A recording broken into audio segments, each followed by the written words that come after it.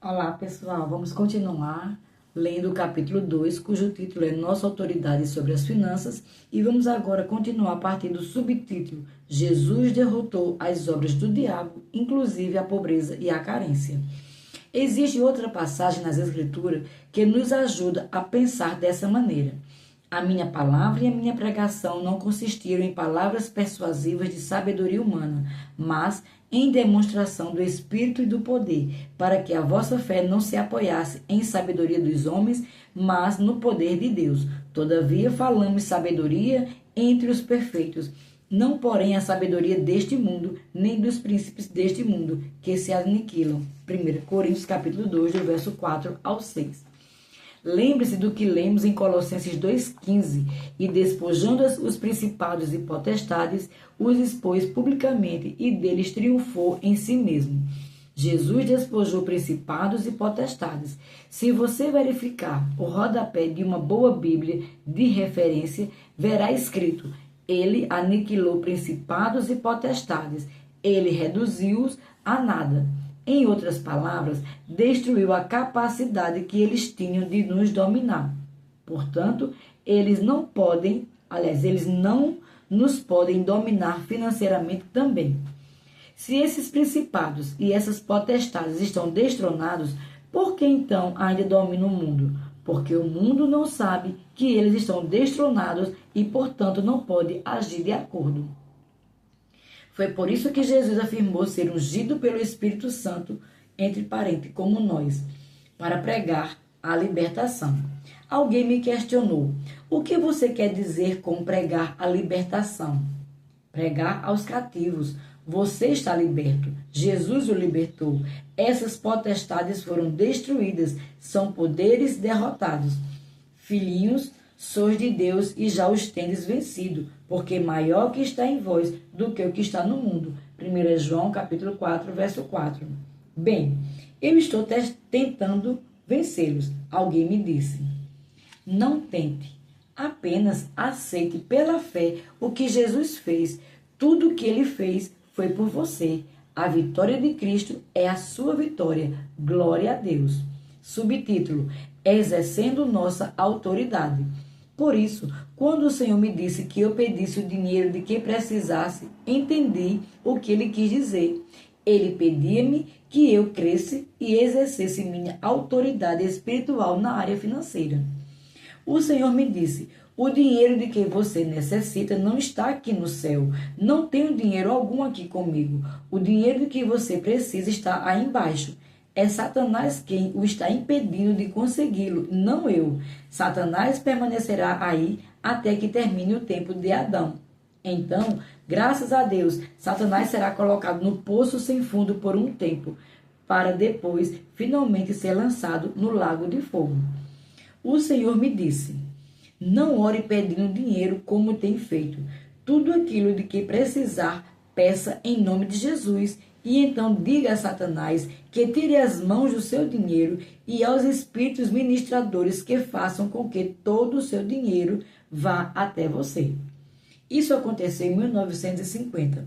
A partir de então, não orei mais pedindo dinheiro. Falo com relação a mim. Agora, quando se trata do Instituto Rema de Estudos Bíblicos, é diferente. Apresentamos a necessidade de pessoas para ajudar o Instituto de Treinamento, porque não é apenas minha responsabilidade. É da mesma forma com a igreja local. Não é responsabilidade de apenas uma pessoa. Todos nós devemos crer em Deus, não somente o pastor. Mesmo assim, por outro lado, o pastor tem uma responsabilidade também, porque ele é uma autoridade. Ele tem certas tarefas a cumprir e decisões a tomar na igreja. E isso é uma grande responsabilidade. Subtítulo: os anjos são os espíritos ministradores. Em 1950, quando comecei a perceber como a fé atua na vida financeira, tudo era muito novo para mim. De fato, eu disse ao Senhor: o que quer dizer? Entendo a parte em que diz como podemos exercer a autoridade sobre o inimigo, reivindicar nossa vida financeira e dizer a Satanás: tire as mãos do meu dinheiro. Mas o que o Senhor quis dizer com relação a falar aos espíritos ministradores que tragam o dinheiro. O Senhor disse: você nunca leu na minha palavra a passagem que diz que os anjos são os espíritos ministradores enviados para cuidarem daqueles que herdarão a salvação? Hebreus capítulo 1, verso 14. Como eu pensava que o versículo dizia ministrar para nós, precisei ler novamente minha Bíblia. Não é estranho como podemos ler as Escrituras por anos e anos, relendo determinadas coisas sem captar o que a palavra diz. E a qual dos anjos disse jamais: assenta-te à minha direita, aliás, à minha direita, até que ponha os teus inimigos por escabelo dos teus pés? Não são. Porventura todos eles espíritos ministradores enviados para servir a favor daqueles que hão de herdar a salvação? Hebreus 1, verso 13 e 14. Repare que no versículo 13 é dito: e a qual dos anjos? Então, ele está falando de anjos. Agora veja no versículo 14. Não são, porventura, todos eles espíritos ministradores? Ele diz: não são, porventura, todos eles? Quantos deles? Todos. Espíritos ministradores. São seres espirituais. Eles são espíritos ministradores enviados para servir a favor daqueles que hão de herdar a salvação. Hebreus 1, 14. Bem, nós somos esses herdeiros. Os anjos são espíritos enviados para ministrarem por nós. Isso significa que eles são mandados até nós para fazer algo em nosso favor. Agora, podemos dizer que Satanás é o chefe do reinado dele e todos os demônios e os outros espíritos estão fazendo a obra dele. Você ouve as pessoas falarem em determinados momentos: Satanás influenciou-me a fazer isto. Bem, ele pode não ter estado presente naquele momento, mas um de seus embaixadores estava. Os demônios e espíritos maus influenciam as pessoas, até mesmo os cristãos, se estes permitirem. Do mesmo modo que as pessoas sofrem as influências nefastas, os espíritos ministradores também podem influenciá-las positivamente. Subtítulo: coloquei em prática o que aprendi. Depois que o Senhor revelou-me essas coisas, fui à igreja onde dirigi o encontro e fiquei lá no púlpito.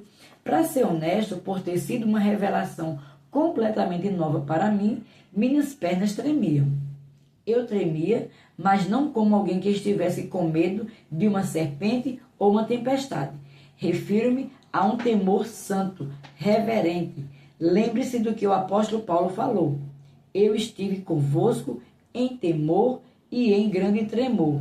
1 Coríntios capítulo 2, verso 3. O que senti foi algo completamente diferente do tremor de medo. Era um temor santo.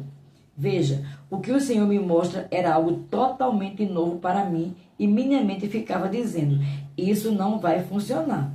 Simplesmente permaneci no púlpito e disse a mim mesmo: bem, agora vejamos. Preciso de $150 por semana para atingir minha meta. Isso não parece muito agora, mas na ocasião era um bom dinheiro. Eu deveria pregar naquela igreja por uma semana. Então eu disse: em nome de Jesus, clamo por $150 para esta semana. Continuei: Satanás, em nome de Jesus, tire suas mãos do meu dinheiro. Acrescentei: vão, espíritos ministradores, e faça com que o dinheiro venha até a mim. E isso foi tudo o que fiz. Mais tarde, eu disse ao pastor: bem, irmão, não faça apelo especial algum por dinheiro. Quando estiver no momento de levantar minha oferta, fale o mínimo que puder. Não se estenda muito no apelo. Bem, o pastor me disse: você conhece nosso costume. Levantamos ofertas para os evangelistas nas noites de terça, sexta e domingo. Estamos acostumados a fazer apelo pelas ofertas. Se eu simplesmente disser: façamos a oferta para o irmão Rega e passar a salva, você não receberá mais do que 10 centavos. Respondi: se eu receber apenas 10 centavos, não me ouvirão dizer uma palavra sequer. Eu havia ministrado naquela mesma igreja no ano anterior. Agora tinha outro pastor e a outra diferença era que tinham 2 membros a mais. A igreja estava praticamente do mesmo tamanho ninguém havia sido salvo lá. Quando preguei naquela igreja anteriormente por 2 semanas, pagaram-me $57,15 por semana, o que totalizava 114,30 dólares. Quando me entregaram essas ofertas, fizeram-no como um grande sacrifício. O pastor daquela época levara 30 ou 40 minutos levantando aquela oferta, dizendo: quem dará mais $1? Não me compreenda mal. Não há problema em fazer isso com a direção do Senhor. Eu mesmo, algumas vezes, senti a direção do Senhor para levantar ofertas dessa maneira. Mas agora que eu sabia como a fé trabalha para a vida financeira, disse ao pastor: não faça apelo algum para a oferta.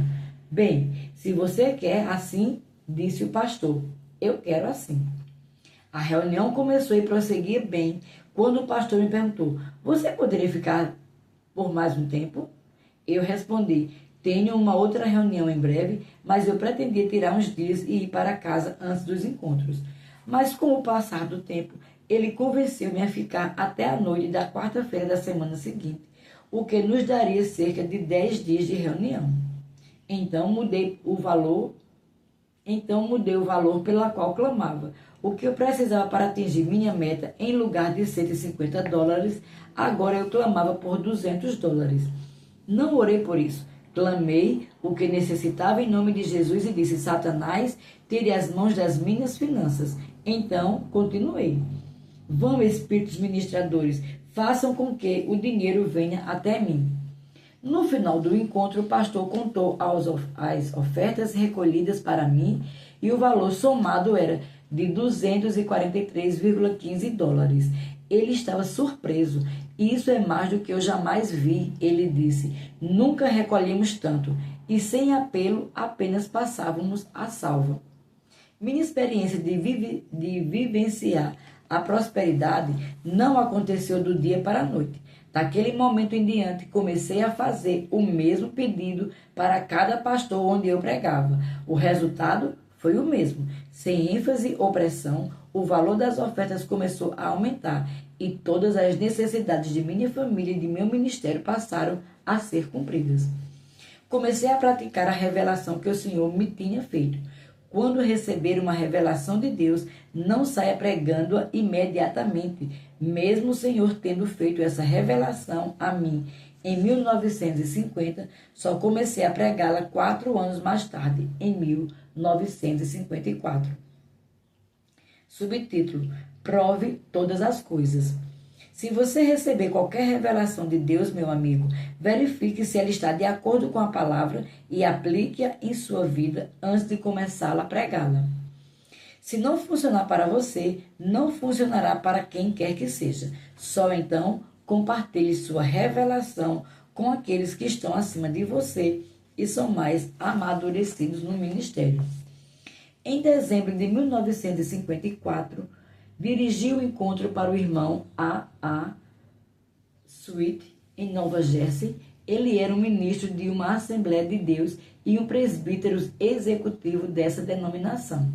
Na ocasião, ele estava com cerca de 70 anos e tinha sido missionário na China. Posteriormente, ele supervisou uma escola bíblica pentecostal por quase 17 anos. Hospedei-me na casa pastoral com o irmão Sweet e pudemos compartilhar bons momentos de comunhão. Por respeitar sua maturidade e experiência, comecei a dividir um pouco do que Deus havia me revelado e colocado em meu coração.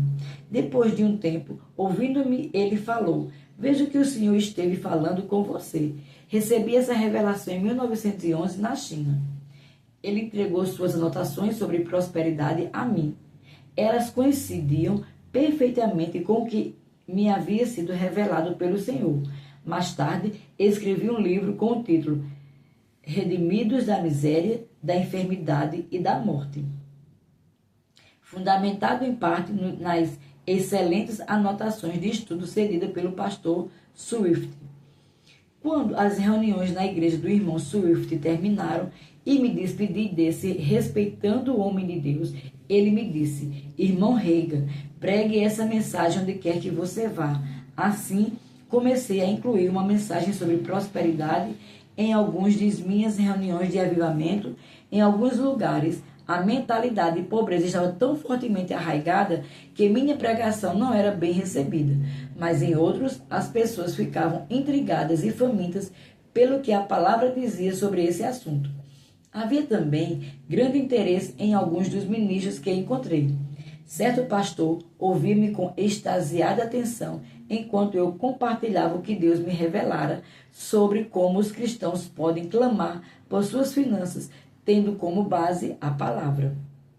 Ele era um cavalheiro idoso que devotara toda a sua vida ao ministério. Na maior parte do tempo, ele e sua família viveram em absoluta pobreza, com roupas remendadas, um carro caindo aos pedaços e uma casa em ruínas.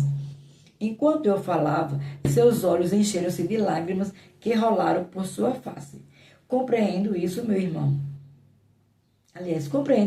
irmão? Perguntei. Ele lentamente balançou sua cabeça e disse tristemente: irmão Rega, gostaria de poder acreditar que Deus deseja que eu tenha algo. Subtítulo: Quanto mais? Eu também gostaria de que ele pudesse ter acreditado.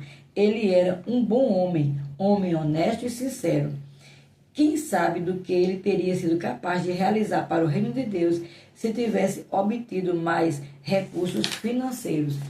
Lembrei-me do que Jesus disse no Sermão do Monte: se vós, por sendo maus, sabeis dar boas coisas aos vossos filhos, quanto mais vosso Pai, que está nos céus, dará bens aos que lhe pedirem. Mateus 7, verso 11.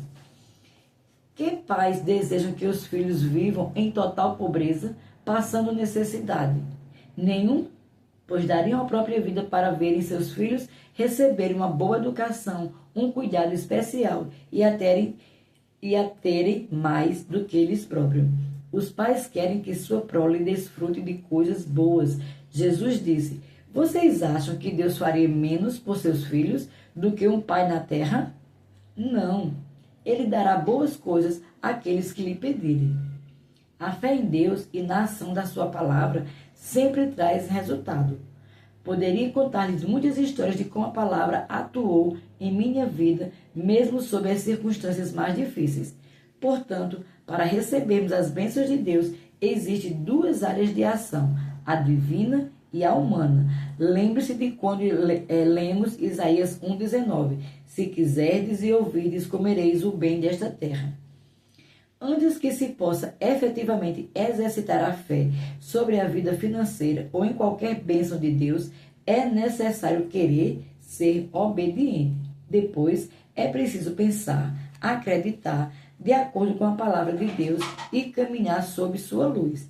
Quando isso for feito, a fé cuidará para que se manifeste o que Deus guardou para você em seu maravilhoso plano de redenção. Aqui concluímos o capítulo 2. Até o próximo, no nome de Jesus.